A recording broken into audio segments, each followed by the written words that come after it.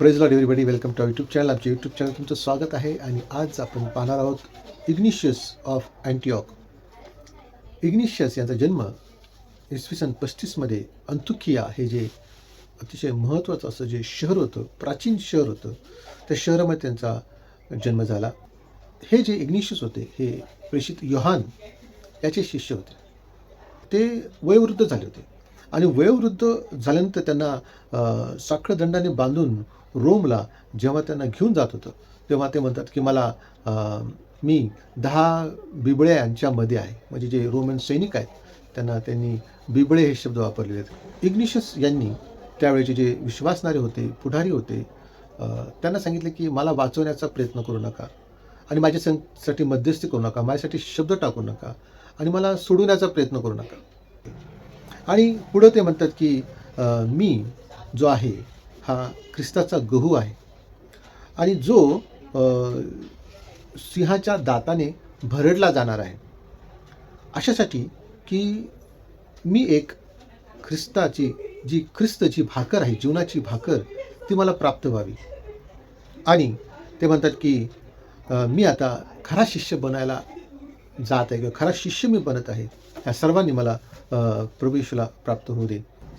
पुढे आपण पाहतो की प्रत्येकजण हा काही रक्तसाक्षी होण्यासाठी बोलावलेला नाही आहे. प्रत्येकाला अशा प्रकारच्या यातनातून जाण्याची गरज नाही किंवा जावं लागणार नाही. परंतु आपल्याला परमेश्वराने बोलावलेलं आहे की आपण स्वनाकार केला पाहिजे. आपल्याला अशा प्रकारच्या ज्या यातनांमधून जावं लागतं, आपल्याला यातनांमधून जावं लागतं. उदाहरणार्थ आपला जो अधिकारी असेल, बॉस असेल, आपल्याला चांगली वागणूक मिळत नसेल किंवा घरामध्ये काही चिडचिड, भांडणं, किटकिटी, त्रास असतील किंवा आपल्याला काही कौटुंबिक जबाबदाऱ्या पार पाडणं आपल्यासाठी एक प्रकारचं कठीण असं कार्य आपल्याला वाटत असेल किंवा काही पाप असेल किंवा काही व्यसन असेल की ज्याच्यावरती आपल्याला विजय मिळवणं कठीण असेल.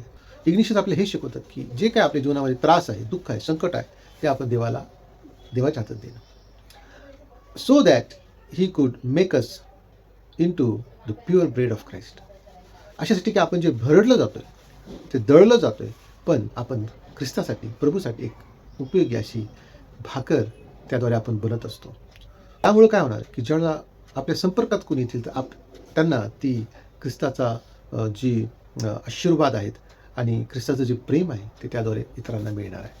म्हणून जीवनामध्ये कधी संकट, त्रास आले तर परमेश्वर आपलं घडवत आहे आणि आपला उपयोग करत आहे इतरांना आशीर्वाद पडण्यासाठी. दे बाप तुम्हाला आशीर्वाद देऊ. म्हणून संकटांना भिवू नका, घाबरू नका. परमेश्वर तुमच्याबरोबर आहे. आणि जर चॅनल सबस्क्राईब केलं असेल तर जरूर सबस्क्राईब करा, कारण पुढचा जो व्हिडिओ आहे तो तुम्हाला पहिल्यांदा पाहायला मिळेल. आणि इतर देवाच्या सेवकांना देखील शेअर करा. पुष्कळांना इग्निशियस ऑफ अंतुकिया जो आहे त्यांच्याबद्दल माहिती नसेल, कारण असे देवाचे महान सेवक होऊन गेलेले आहेत.